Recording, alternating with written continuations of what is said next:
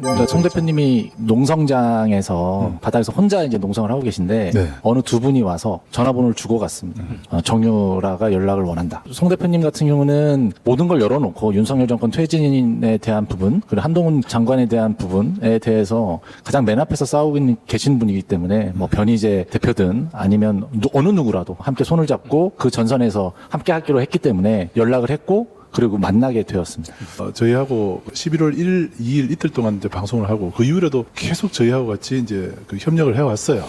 그런데 최근에 갑자기 연락이 끊겼고 두절된 뒤에 가세현 극우 매체의 유튜브 매체에 출연을 해서 송영길 대표와의 만난 이야기라든지 뉴탐사에 제보하게 된 뒷이야기를 전하는데 내용이나 그 과정 자체가 굉장히 그 자기가 가세현을 위해서 뉴탐사에 잠입한 것처럼 상당히 기만하는 은혜를 저버리는 신의를 저버리는 그런 말을 해서 뭐 내용은 특별한 게 없어요. 사실은 내용은 뭐 사실 뭐 그런데 자기가 어떤 마음으로 여기 제보를 하게 됐는지에 대한 설명을 하는 과정 자체가 굉장히 좀 기만적인 그런 표현을 해서 송영길 대표도 그렇고 저희도 그렇고 좀 당황을 좀 한 상태이긴 해요.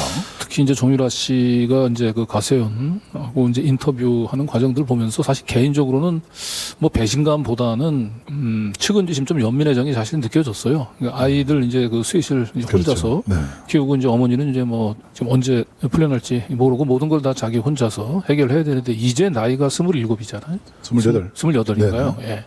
결국은 저는 뭐 정유라 씨 입장에서 또 다른 생존을 위한 선택을 했다고는 봅니다. 그 직접 제가 현장에서 정유라 씨의 그 어려움들을 직접 지켜봤기 때문에 인간적인 뭐 배신감에 앞서서 저는 그 좀 측은지심 그래서 연민의 정이 좀 느껴집니다. 사실 제가 볼 때는 윤 PD님에 대한 미안함이 만약에 사람이라면 윤 PD님에 대한 미안함이 그렇죠. 예. 더 크지 않을까 싶어요.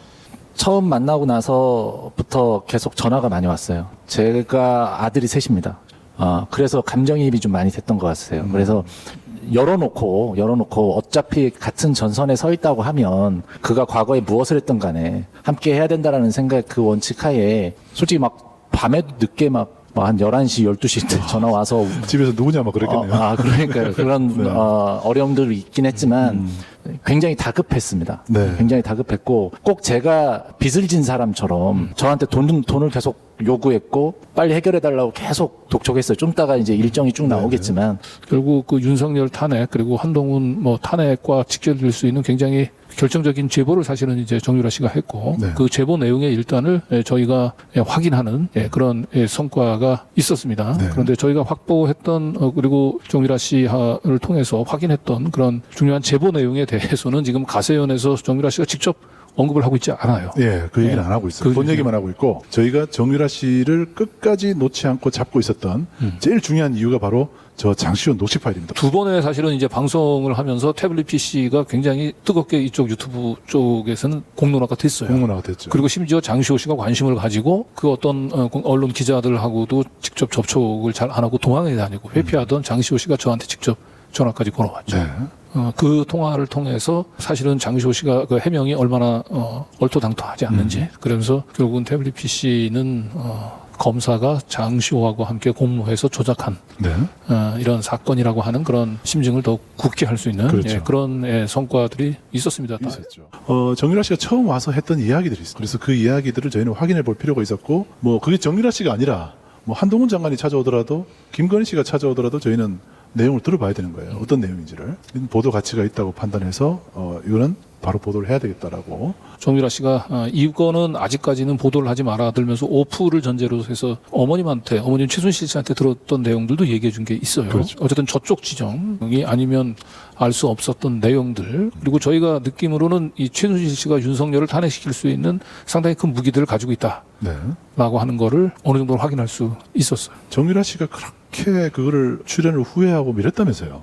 방송 끝나고 나서였던 것 같아요. 바로 직후였던 것 같은데 울면서 전화가 왔습니다. 울면서 전화 왔어요. 울면서 전화가 오셔서 어떡하냐고.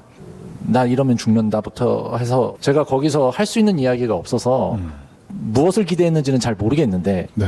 내일은 괜찮을 겁니다 라고 얘기를 했는데 그 다음날 또 전화가 왔는데 반토막이다 이런 이야기를 하시면서 이게 모금이 적게 이제 됐다는 거의 얘기죠? 첫날보다 네. 둘째 그때는 날 울지도 않았고 약간 포기한 상태였던 것 같습니다. 제가 경쟁 공동체나 이런 것도 아님에도 불구하고 계속 이 경제적인 부분에 있어서 계속 저한테 그런 부분이 있어서 그렇다고 제가 반박을 하거나 반발을 하거나 할 수는 없었고 계속 동조는 했었습니다. 한 번은 그런 뭐 수억 원대의 어떤 뭐 모금을 경험을 했는지 모르겠는데 윤 PD가 얘기했던 대로 어느 순간서부터 정유라 씨가 우리하고 얘기하는 가운데서 돈 얘기가 사라졌단 말이에요. 돈 얘기를 안 하기 시작했습니다. 그러니까 이거는 저런 불안감을 느꼈던 누군가가 저쪽 진영에서 정유라 씨를 매수했을 가능성이 있지 않을까.